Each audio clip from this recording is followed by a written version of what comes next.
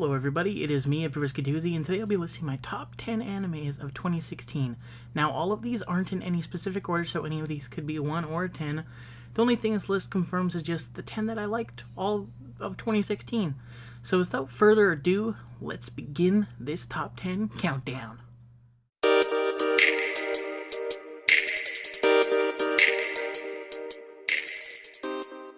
Grimgar of Fantasy and Ash. Now, this anime was really good. The art style of this anime was amazing because it almost was like a painting. Like, it matched well with, like, the scenery and the characters. Matched it pretty well, like, the tones, the colors.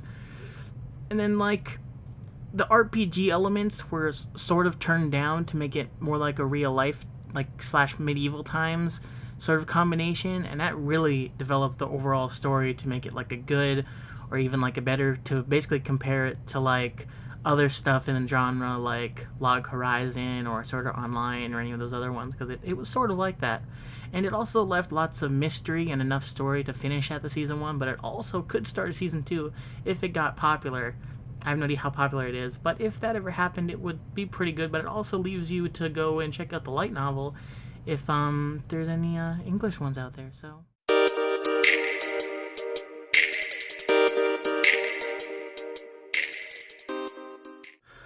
Orange, the time travel story. Now, this anime introduced time travel and also parallel worlds and going back and forth with real life elements, and that made me want to watch each episode to see if they could actually change the future that the characters were in, because they pretty much explained in like the first episode or the second episode this concept of using black holes in like black holes that are on the Earth but really small ones to transport letters and sort of like pictures to send to people, and that made me want to see if like contacting the past and see if like the future could actually be changed in the overall story when it led to the last episode. And that's what made me pick Orange for number 9.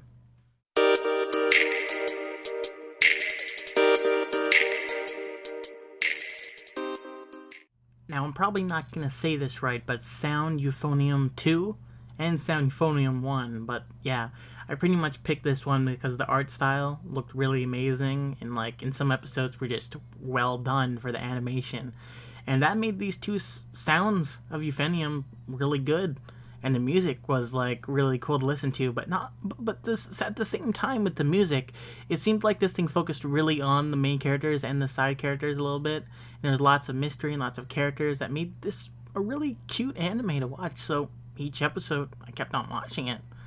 Might not be for some people, but it got me into it, even though that I thought that I might have skipped it, but I'm glad that I didn't.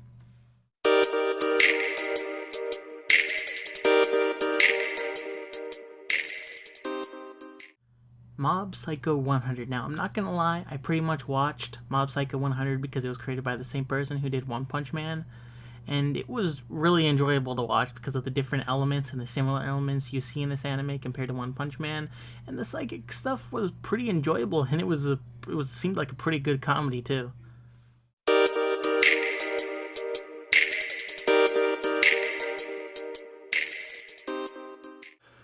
My Hero Academia. Now, this series I put on my Anime 2016 list because it was a hero anime. And having a comic book styled anime made me watch this so much because I love superhero comics like DC, Marvel, sort of like the variants, maybe even like the just random superhero ones I like to get into, stuff like sort of like the less known ones. And I even got into this manga like I think a couple months or a year before the anime even came out, so it made me even more pumped to see it become an anime.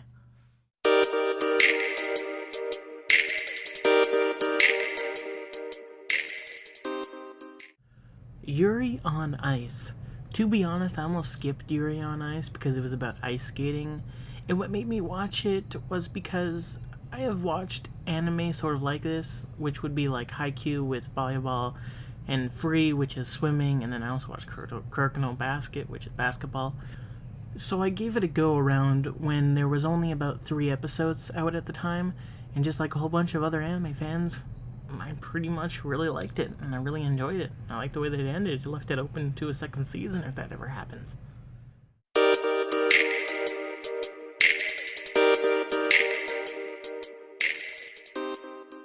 March comes in like a lion. Now, I gotta say, I got into this one because of the genres and basically for the character development that went on with multiple characters in this story, and because of this, I had to put it on my list. Even though this anime also had shogi in it, at least the shogi had to do with the story within it, so it made it very cool and atmospheric.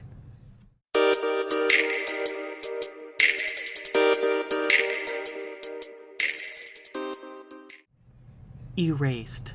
Oh boy, Erased. Now, Erased was amazing, and I know there's lots of flaws that loads of people like to say about it, but for what it was a great anime to watch each week, because the way each episode was set up, it made you think someone else or maybe multiple people were behind the mystery of murders that happened in the past in the show, and that concept was cool and really well used. For that, I put this on my 2016 anime list.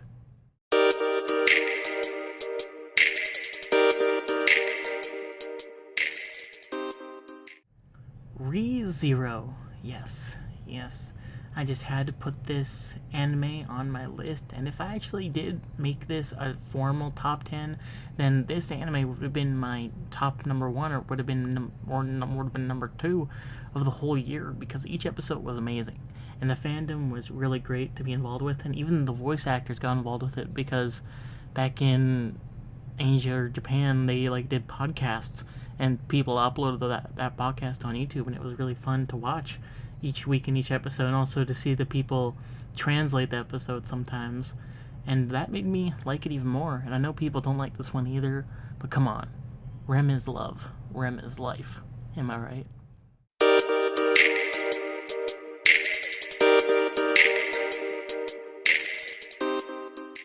Akagami no Shiryuka Hime, Season 2. Romance, huh? You're probably thinking, why would I put this odd anime on this list?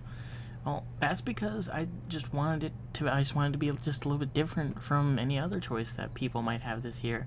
And for that, I just had to put this on my list. The story and characters were awesome, and I liked this Snow White story in the anime form, and it was really cool. Season 1 had a lot of information. Season 2 just made it even better, especially having a female character be the main character.